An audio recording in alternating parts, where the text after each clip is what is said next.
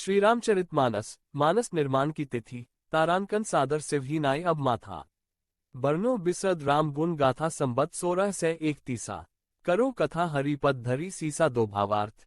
अब मैं आदर पूर्वक श्री शिवजी को सिर नवाकर श्री रामचंद्र जी के गुणों की निर्मल कथा कहता हूँ।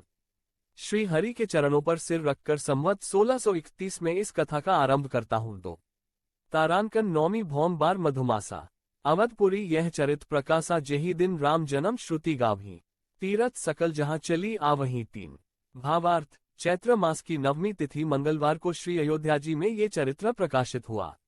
जिस दिन श्री राम जी का जन्म होता है, वेद कहते हैं कि उस दिन सारे तीर्थ वहां श्री अयोध्या जी में चले आते हैं। तीन तारांकन असुर नाग खग नरमुनि देवा आय कर ही रघुनायक सेवा जन्म महोत्सव रच ही सुजाना कर ही राम कल कीर्ति गाना। चार भावार्थ। असुर नाग पक्षी मनुष्य मुनि और देवता सब अयोध्या जी में आकर श्री रघुनाथ जी की सेवा करते हैं।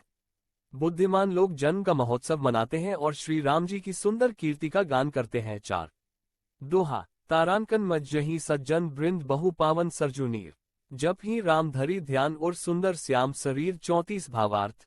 सज्जनों के बहुत से समूह उस दिन श्री सरयू जी के पवित्र जल में स्नान करते हैं और हृदय में सुंदर श्याम शरीर श्री रघुनाथ जी का ध्यान करके उनके नाम का जप करते हैं। 34 चौपाई तारांकन दरस परस मज्जना रूपाना हरि पाप कह वेद पुराना नदी पुनीत अमित महिमा आती कहीं न सकी शारदा बिमल मती। एक भावार्थ। वेद पुराण कहते हैं कि श्री सरयू जी का दर्शन स्पर्श स्नान और जलपान पापों को हरता है। ये नदी बड़ी ही पवित्र है, इसकी महिमा अनंत है जिसे विमल बुद्धि वाली सरस्वती जी भी नहीं कह सकती। एक तारांकन राम धामदपुरी सुहावनी लोक समस्त विदित अति पावनी चारी खानी जगजीव अपारा अवध तजे तनु नहीं संसारा। दो भावार्थ। ये शोभायमान अयोध्यापुरी श्री रामचंद्र जी के परमधाम की देने वाली है, सब लोकों में प्रसिद्ध है और अत्यंत पवित्र है। जगत में अंश स्वेद्स उद्भिज और जरायुज चार खानी प्रकार के अनंत जीव हैं।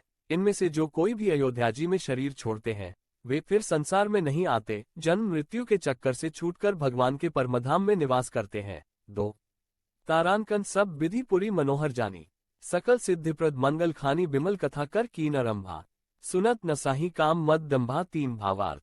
इस अयोध्यापुरी को सब प्रकार से मनोहर सब सिद्धियों की देने वाली और कल्याण की खान समझकर मैंने इस निर्मल कथा का आरंभ किया, जिसके सुनने से काम मद और दंभ नष्ट हो जाते हैं। तीन तारांकन रामचरितमानस एही नामा सुनत श्रवण पाय विश्राम मन करी विषय अनल बंजरई होई सुखी जो यही सर परई। चार भावार्थ। इसका नाम रामचरितमानस है, जिसके कानों से सुनते ही शांति मिलती है।